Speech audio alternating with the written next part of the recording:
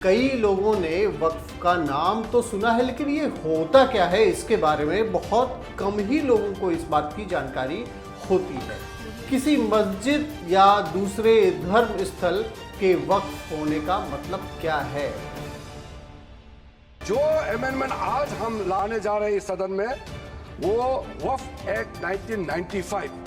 वक्फ और वक्फ की प्रॉपर्टीज को लेकर हिंदुस्तान में कई बार चर्चा होती रहती है। सही भी हो सकती है, गलत भी हो सकती है, लेकिन कई लोगों ने वक्फ का नाम तो सुना है, लेकिन ये होता क्या है इसके बारे में बहुत कम ही लोगों को इस बात की जानकारी होती है।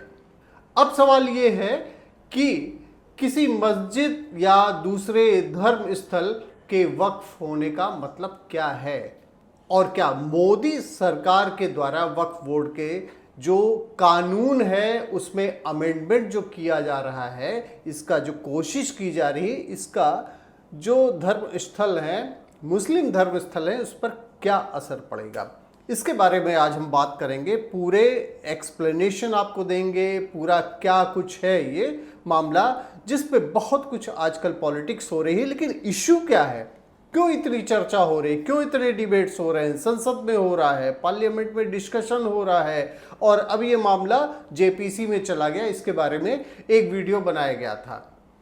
देखिए, सबसे बड़ी बात यह है कि वक्फ जो है इंडियन रेलवेज और डिफेंस के बाद में जो सबसे बड़ी प्रॉपर्टी है इंडिया में, वह है वक्फ की प्रॉपर्टी। तो इसके बारे में क्या सवाल हैं, क्या जवाब है इसके, ये हम जानने की कोशिश करेंगे। लेकिन इसके पहले ये जान लेना है कि भारत में वक्फ कब से उपयोग किया जा रहा है। तो इसके बारे में आपको बताएंगे कि भारत में इस्लाम के आने के बाद से ही वक्फ के उदाहरण मिलने लगे। वक्फ प्रॉपर्टीज है क्या, इसके बारे में नाम सुना जाने लगा। दिल्ली सल्तनत के वक्फ से वक्फ संपत्तियों का जो रिटन डॉक्यूमेंट्स आता है, इसका जिक्र मिलने लगा। मुगल काल में चूंकि संपत्तियां जो होती थी वो राजा रजवाड़ों के ही पास में होती थी, और उन्हीं को इस बात की जानकारी होती थी, और वही वक्फ प्रॉपर्टीज कायम करते चले गए। जैसे कि फॉर एग्जाम्पल, अगर किसी बादशाह ने मस्जिद बनवाई तो वह वक्फ की प्रॉपर्टी हो गई, और उसका मैनेजमेंट करने के लिए जो इंतजामिया कमेटी है, वर्किंग कमेटी जो उसका मैनेजमेंट करती थी, ये इस्टेब्लिश हर जगह कर दी जाती रही। इसके बाद में आता है मामला 1947 में, जब देश आज़ाद हुआ तो पूरे देश में वक्फ की संपत्ति जो थी उसका एक स्ट्रक्चर बनाए जाने की मांग उठने लगी, और इसी तरीके से 1954 में संसद ने, पार्लियामेंट ने वक्फ एक्ट जो है 1954 पास कर दिया गया, और इसके बाद से ये एक ट्रस्ट के रूप में काम करने लगा, और जो सारी प्रॉपर्टीज थी इसी एक्ट के तहत रेगुलेट होने लगी।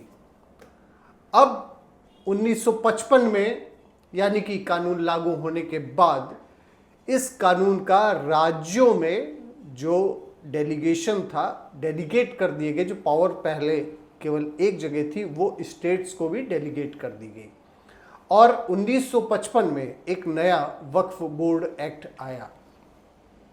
इसमें एक बड़ा मोड़ तब आया जब 2013 में मनमोहन सिंह की सरकार थी। उस समय एक ऐसा संशोधन किया गया जिससे इस एक्ट को पूरी तरीके से तानाशाही का रूप दे दिया गया, और जो डिटेल्स बताते हैं जिसमें यह कहा गया कि इससे जो वर्तमान में व्यवस्था है वो इसी कानून के तहत चल रही है। इसमें जो सबसे खतरनाक अमेंडमेंट था वो ये था कि वक्फ बोर्ड जिस भी प्रॉपर्टी को अपनी बता दे, वो वक्फ बोर्ड की प्रॉपर्टी हो जाती थी। उस पर कोई भी इंक्वायरी नहीं होती थी, कोई भी सर्वे नहीं होता था, और जिसकी संपत्ति छीनी जाती थी वक्फ की प्रॉपर्टी बता के, वह ना किसी पुलिस के पास जा सकता था, ना कोर्ट में, क्योंकि कानून में ही ऐसा एक प्रावधान था जिसके तहत उसकी कोई सुनवाई ही नहीं थी। और इसमें मुस्लिम धर्म स्थल वक्फ बोर्ड के एक्ट के तहत आने लगे। लेकिन इसमें कुछ ऐसे भी हैं जो अपवाद हैं जो उसमें नहीं आए, जैसे कि अजमेर शरीफ दरगाह पर ये नहीं लागू होता है। उसके मैनेजमेंट के लिए दरगाह ख्वाजा साहिब एक्ट 1955 बना हुआ है। वक्फ बोर्ड को मिली असीमित शक्तियों पर अंकुश लगाने के लिए एक मैनेजमेंट, जो बेटर मैनेजमेंट करने के लिए मोदी सरकार के द्वारा 8 अगस्त 2024 को लोकसभा में 2 विधेयक पेश किए गए। पहले विधेयक के जरिए सरकार मुसलमान वक्फ अधिनियम 1923 को समाप्त कर देना चाहती है। ये पूरी तरीके से उसके लिए कटिबद्ध है। जबकि जो दूसरा कानून है मुसलमान वक्फ अधिनियम 1995, इसमें 44 अमेंडमेंट किए जा रहे हैं, जिसके लिए सरकार प्रयासरत है और ये प्रोसेस में आ चुका है। इसके लिए जो संशोधन किए जा रहे हैं इस विधेयक में, बोहरा आगा खानी के लिए अलग वक्फ बोर्ड का प्रावधान करेगी सरकार, और किसी भी संपत्ति को वक्फ की संपत्ति घोषित करने के अधिकार से संबंधित धारा 40 को समाप्त कर दिया जा रहा है। ये सरकार कोशिश कर रही है और वो प्रोसेस में आ चुका है। फिर हम जानते हैं कि मोदी सरकार ने वक्फ बोर्ड संशोधन विधेयक संसद में पेश करने से एक दिन पहले कहा था कि विधेयक लाने का उद्देश्य वक्फ संपत्तियों का बेहतर प्रबंधन और संचालन करना है, क्योंकि इस पे सवाल काफ़ी सारे उठाए जा रहे हैं। आपने देखा होगा बहुत सारी पॉलिटिकल डिबेट्स हो रही है जिसमें कहा जा रहा है कि हमारे धर्म के उसमें हस्तक्षेप किया जा रहा है।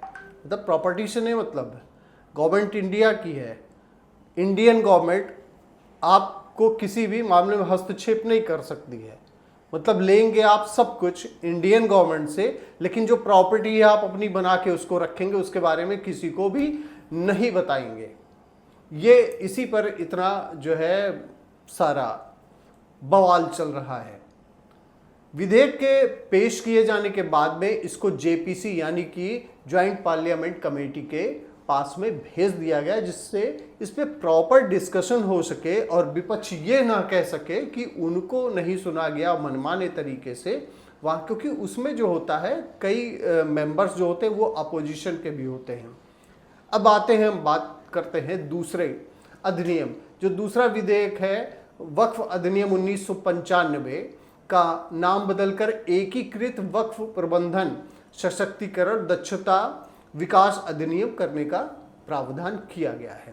इस वक्फ बोर्ड के केंद्रीय परिषद और ट्रिब्यूनल की संरचना में ऐसा बदलाव किया गया है जिसमें केंद्रीय परिषद और राज्य वक्फ बोर्ड में 2 महिलाओं का रिप्रेजेंटेशन अनिवार्य कर दिया गया है, मैंडेटरी कर दिया गया है। और कानून में संशोधन के बाद में, अमेंडमेंट के बाद में जो कुछ भी बोर्ड से पास होगा 90 दिन में उसको हाई कोर्ट में चुनौती दी जा सकेगी। ये बहुत बड़ी बात है। वक्फ संपत्तियों के सर्वेक्षण के लिए सर्वे कमिश्नर जो है उसका अधिकार डिस्ट्रिक्ट मजिस्ट्रेट को और उनके द्वारा जो नॉमिनेटेड डिप्टी कलेक्टर होंगे उनको दे दिया गया है जो सर्वे करेंगे। अब आते हैं हम जो एक अनदर पॉइंट है, विधेयक की खास बातों पर जो इंपॉर्टेंट पॉइंट्स हैं उस पर अगर हम नज़र डालें तो मोदी सरकार वक्फ अधिनियम 1923 को वापस ले लेगी, प्रॉपर मैनेजमेंट के लिए, ट्रांसपेरेंट वे में काम करने के लिए 44 अमेंडमेंट्स उसमें किए जाएंगे, जिससे नए तरीके से कानून आएगा। और इसमें यह भी बताया गया है कि संपत्ति वक्फ को देने के दौरान उत्तराधिकारियों और महिलाओं के अधिकार नहीं छीने जा सकेंगे।